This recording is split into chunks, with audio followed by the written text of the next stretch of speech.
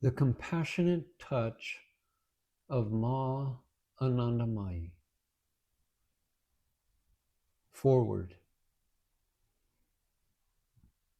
Among the life-living godmen of India, or for that matter, even god-women, Ma Anandamayee is the most shining diamond in the luminous crown of contemporary Indian spiritual life.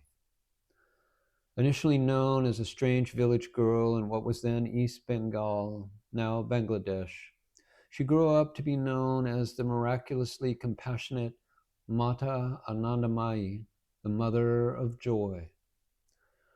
Her acts of love and compassion to those around as well as away from her have become almost a legend, serving as a perennial source of faith in her. Those who have already come in contact with Sri Anandamayi Ma seem never to tire of reading or knowing more and more about her. This desire is more persistent among those who have merely heard about her but have not yet had the opportunity of having her darshan.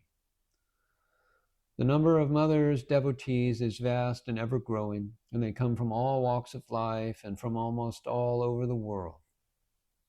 Their eagerness to know more about the mother's personality, her compassion and teachings is growing day by day.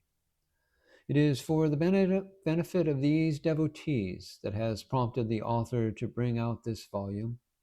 It is partly a compilation of miraculous incidents depicting Mother's infinite compassion for her children, and partly a narration of miracle-laden incidents witnessed by the author. It has also contained strange little happenings signifying her divine glories. Besides being the only one of its kind amongst other books published so far about Mother Anandamayee, this book is written by one who has known her for over 3 decades, and who has and was the managing editor of the prestigious journal Ananda Varta, which is published by Mata Anandamayee Ashram, Varanasi. Each incident of this volume unmistakably shows that Mother lives solely for her fellow beings and for helping and guiding them to become pilgrims on the supreme path, the path that leads to self-realization, to supreme ultimate God itself. Indeed, she is looked upon as an incarnation of unbounded divine compassion. Like the spiritual magnets in history like Buddha and Jagat Guru Sri Shankaracharya, Lord Gauranga, and others, Ma Anandamayee travels the length and breadth of India, spreading the message of love and showing the path to infinite peace and happiness. To quote Mother's words, "Indeed, everything that this body says or does, its actions, movements, its going hither and thither, is done for your sakes. Whatever is done for you by this body at any time, it is you who cause it to happen." It is no doubt an immensely pleasing sight today that from all parts of the globe, men and women, young or old, are gathering near her to seek the solace and peace.